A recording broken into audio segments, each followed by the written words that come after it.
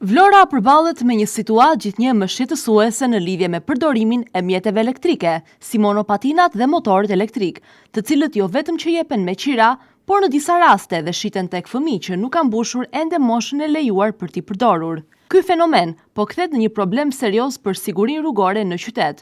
Në rrugët e Vlorës, sidomos në zonat më të frekuentuara, vëret shpesh prania e të miturve që lëvizin në këto mjete pa pasur asnjë lloj dokumentacioni apo leje drejtimi.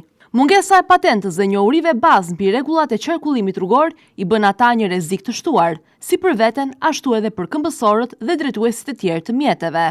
Madje subjektet që japin me qera, aq nuk interesohen fare për moshën, duke mos u kërkuar asnjë dokument identifikimi. Situata bëhet edhe më alarmante në prag të sezonit turistik, i cili pritet të nisë javën e ardhshme. Gjatë kësaj periudhe, qyteti përjeton një rritje të ndjeshme të fluksit të vizitorëve dhe si pasojë edhe të trafikut rrugor. Në këtë kontekst, qarkullimi pa kontrolluar i monopatinave dhe motorëve elektrik mund të sjellë një rrezik real për aksidente, duke përkeqësuar ndjeshëm sigurinë në rrugë. Edhe pse janë ndërmarrë disa aksione nga ana e policisë për kontrollin dhe pezullimin e mjeteve që nuk respektojnë rregullat, në terren situata duket se mbetet problematike. Monopatinat dhe motorët elektrik vazhdojnë të qarkullojnë lirshëm në zona të ndryshme të qytetit, duke treguar se masat aktuale nuk janë të mjaftueshme për të frenuar këtë fenomen.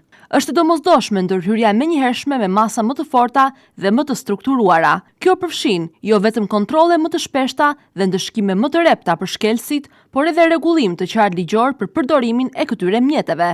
Lejimi i fëmijëve për të përdorur mjete të tilla pa mbikëqyrje dhe pa respektuar rregullat përbën një papërgjegjshmëri e cila mund të ketë pasoja të rënda. Situata në Vlorë kërkon vëmendje të menjëhershme dhe bashkëpunim mes institucioneve dhe qytetarëve. Me nisjen e sezonit turistik, nevoja për siguri në rrugë bëhet edhe më urgjente, ndaj marrja e masave konkrete është e domosdoshme për të parandaluar aksidentet dhe për të garantuar një mjedis të sigurt për të gjithë.